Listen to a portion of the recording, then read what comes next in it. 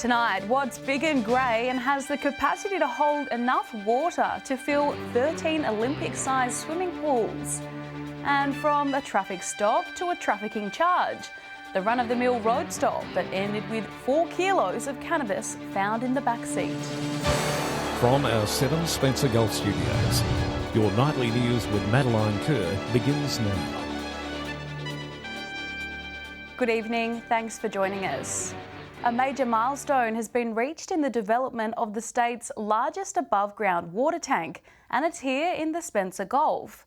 The 32 million litre tank aims to provide safe and clean drinking water across the Eyre Peninsula. Instead of gold, it's water at the end of the rainbow. The construction of a 32 megalitre water tank in Green Patch has now reached its next phase. So it's an exciting construction milestone for us for our new tank at Green Patch, which is just behind Port Lincoln. All of the wall panels are now up and our crews are in the process of starting the lining work. All 112 panels have been assembled, creating an 88 metre wide structure. Once complete, SA Water will be able to store over 50 million litres at Green Patch. We're working hard to improve water security across the Eyre Peninsula, the whole region, and part of our plan to do that is to boost the storage capacity there. So we still need to supplement supply. The tank's modular design is more cost effective and takes less time to build compared to traditional methods. Its water supply also aiming to accommodate for farmers. Anyone that's part of our water supply network, which does include some farmers and agricultural properties, they probably use the water more for household supplies or potentially for stock troughs and the like. The increased supply of water at Green Patch will help ease the strain on those high demand days through summer, reaching more people across the region.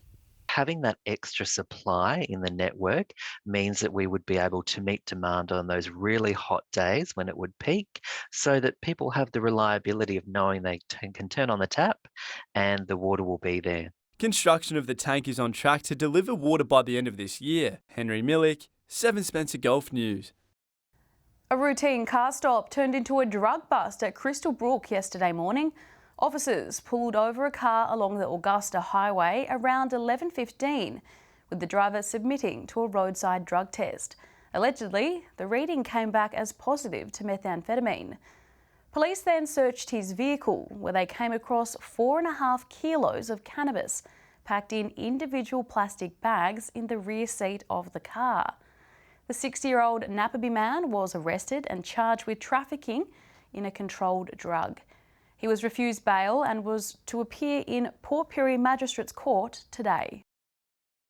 Kota SA, Country Home Services and the Local Jobs Program have joined forces to achieve one shared goal: to help mature age residents gain employment.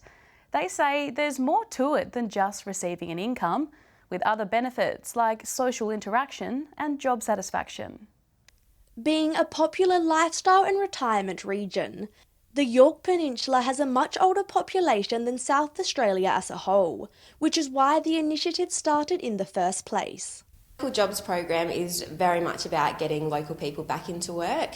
So we look at the employment needs across the region and then come up with local solutions with our employers and local stakeholders to try and help local people get jobs. Mature-aged people bring a wealth of lived experience, knowledge and skills to any profession they choose, proving to be highly valuable to local businesses and help address the region's workforce shortages. We have about a third of our job seekers in the region that are mature age, and obviously there's an opportunity for people on pensions to earn a bit more income, people that are retired to maybe look at stepping back into the workplace. One organisation assisting mature workers is Country Home Services, who believe age is not a barrier but rather an advantage. Their employees assist older people with everyday tasks, such as cooking, cleaning, gardening and overall being a familiar, friendly face. For older people to keep active, keep those social connections and obviously make a big contribution to our local workforce. To find out more about how you can help, contact Country Home Services and the Mid-North Local Jobs Program. Annabelle Francis, 7 Spencer Gulf News. Still to come tonight, the new technology helping Spencer Gulf grain growers track exactly where their barley ends up, and combining two favourites, all aboard the Teddy Bear Picnic Train Express in Broken Hill.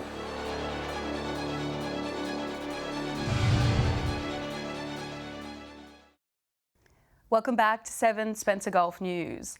A new way for farmers to track their barley from the moment it leaves the farm all the way until it reaches the brewery. Growers from across the state will now be able to take part in the tracing project in partnership with Coopers. A paddock to beverage project. Grain Producers SA and a tech company, Trust Providence, are inviting farmers to trace their products all the way to the bottle. So that's where we are really excited about this project, to see what we can do working with the growers right through the supply chain, to see what comes out the other end. The tracing technology allows for real-time monitoring and can be viewed through a QR code linked to each batch of barley. Growers are set to see a range of benefits from the tracing process. It actually benefits everyone involved. So not only is it going to be better for barley growers when, for market access and selling their product for biosecurity, there's a whole range of benefits with traceability for grain producers. Funding from the state government and the AgTech Growth Fund making this project possible. Grain Producers SA CEO Brad Perry says it's something growers have been waiting for quite some time. In GPSA's grain industry blueprint that we did, traceability was a big factor in the future, and it still continues to be a big factor. Cooper's Brewery will now be able to track exactly where their barley is coming from, a key component of their famous beer. For the end product, the end manufacturer, so Coopers will be able to use it and be able to pinpoint exactly where that barley's come from in the beer. GPSA say that the pilot project has the potential to expand and can be used further along the grain supply chain. An expression of interest will be put forward to growers. Henry Millick, 7 Spencer Gulf News. The West Darling Machinery Preservation Society will be hosting the Teddy Bears Picnic Train this weekend for the first time in 2 years. It promises to be a day filled with fun, food and entertainment for you and your favourite bear. If you go down to Queen Elizabeth Park on Sunday, you're sure of a big surprise, but you won't need a disguise. The Teddy Bears Picnic Train is back, and it's going to be a great day for kids to round out the school holidays. Here is what the staff says will be on offer. A lovely fun day with their favourite teddy bear and perhaps a favourite toy, and they can come and have a picnic and a train ride. The train has been extremely popular at its new home, especially with birthday parties, moving from Kintore Reserve to make way for the new police station. As much as they miss their old tracks, the workers love the new place and how busy it's been. Oh, we have, yes. At Kintore Reserve we had a few, but not like we have since we've been back here. The Teddy Bears Picnic Train has been running for 5 years, but it has been on hiatus for 2 of those. But now, staff are excited it's finally back, but are having trouble trying to locate a teddy bear costume. We definitely need one, and we've had it out there on Facebook, word of mouth, but we just can't seem to find one. If you are able to help out the organisation in donating or hiring a teddy bear suit, you can contact the team through Facebook. The train kicks off at 10 a.m, and don't forget to bring your teddy bear along so they can join in on the fun. Stay with us after the break. Whyalla school kids get creative ahead of a community pageant as part of Cuddlefest. And the Adelaide Guitar Festival's On the Road program moves on to the next city.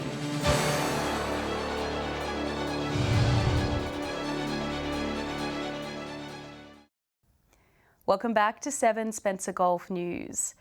Preparations are underway for a colourful community event in Whyalla this weekend that's sure to bring all the wonders of the seafloor to the surface.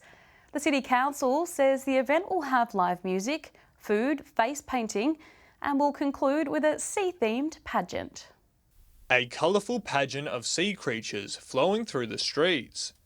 D-Faces Whyalla has welcomed the Bait Fridge, a performance collective from Adelaide, into their ranks this week to work on a creative community project. The team are currently holding workshops to help local kids prepare their costumes for an upcoming sea-themed parade. Well, today we're in the workshops for the Rainbow Cuttlefish Parade, which is a giant, explosive parade of colour and sound and lots of recycled artwork. The parade is part of the City Council's free cuttlefish community event that will be held at the Whyalla foreshore this weekend. Council have decided to create an event as well as the parade. So this Saturday afternoon we've got an event down at the foreshore, and at the end of the event the parade will come through and we'll follow them off to the jetty for their sunset performance. We've got sound going on, we're working on our movement, maybe having a chant or a song or something to go with it, and the costumes from the Bait Fridge always look amazing in all their projects, so super excited to see it. The volunteers helping to construct costumes of vibrant sea life such as turtles, crabs, fish and our region's famous giant cuttlefish, while also teaching Whyalla children the importance of sustainability. Well, it's pretty chaotic, but basically we got people to have a look at the materials on hand and think about a sea creature that they might want to be. So someone's going to be a squid, someone's going to be a giant island of rubbish. The Whyalla City Council encouraging community members to come along to the parade at 4 o'clock on Saturday to support the fantastic work done by D-Faces. You can find loads of kids activities, we've got live entertainment, live music, some face painting, all sea themed. Edward McCarroll, 7 Spencer Golf News. Performers from the Adelaide Guitar Festival are making their way through the Mid-North and are making the days brighter for aged care residents as they do so. Yesterday, they visited Helping Hands residential facility in Port Pirie. Whyalla one day, Port Pirie the next. There were swaying bodies and tapping of toes at Helping Hand Leo Home Residential Aged Care. As talented performers from the Guitar Festival put on a show to remember as part of the On the Road segment. Something different, breaks up the week, I suppose. Yeah. Something to talk about with the rest of the residents for the rest of the week. It's nice. The performers say they enjoy performing at different locations for different people, as it creates a unique atmosphere. It's a lot more intimate, and it's nice because I feel like sometimes the songs that we typically play at a festival might be a bit more upbeat and a bit quicker. The musicians have visited the home multiple times over the last few years and always leave a great impression on the residents and staff.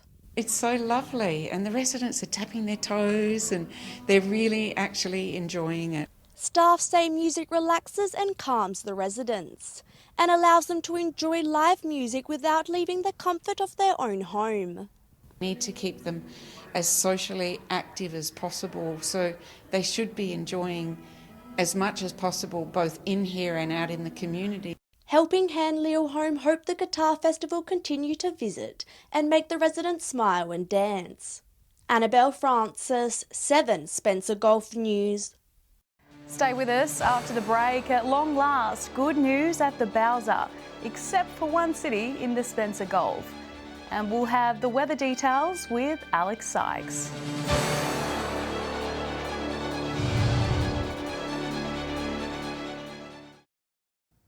Welcome back to 7 Spencer Golf News. This week, looking at our region's fuel prices is not all doom and gloom, with cities currently experiencing price drops. The refreshing turn of events is exciting news for those in the Spencer Gulf.